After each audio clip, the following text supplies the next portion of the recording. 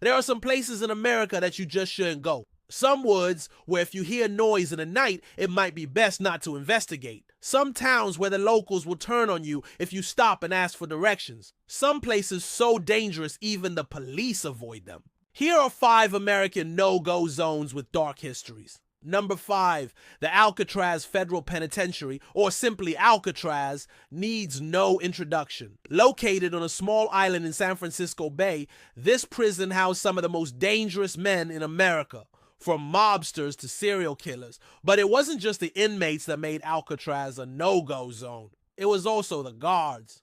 In the 1960s, the guards at Alcatraz staged a series of protests, including refusing to work overtime and allowing inmates to have extra privileges. When the government sent in strikebreakers, the guards turned violent, beating the strikebreakers, and even using live ammunition against them. The violence escalated when the government closed the prison in 1963. Many of the guards were given jobs at other prisons, but they continued to harass the inmates and their families, even breaking into their homes and beating them.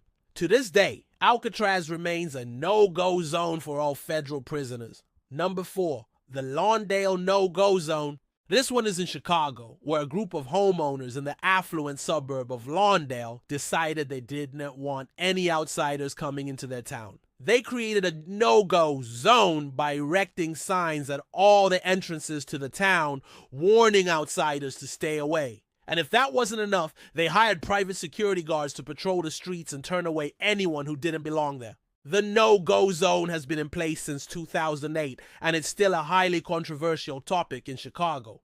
Number 3, the tunnel under Freedom Bridge. Okay, here's another one in Chicago. There is a tunnel that goes under the Freedom Bridge that connects Chicago to the suburb of Evanston. The tunnel is around 4 miles long, and it was built in the early 1900s. For decades, it was used to transport goods and services between the two cities. But in the 1970s, the city of Chicago closed the tunnel to traffic because it was deemed unsafe. But that didn't stop people from using it. To this day, the tunnel is used by pedestrians and cyclists, even though it's illegal. And the reason people still use the tunnel is because it's a shortcut. It takes about 15 minutes to walk through the tunnel, whereas it would take 30 minutes to walk around it. However, there have been several accidents in the tunnel and many people have been injured or even killed. The tunnel is also very dark and creepy, which makes it a perfect setting for a horror movie. Number 2, the backwoods of Missouri. If you're ever in Missouri, be sure to stay away from the backwoods.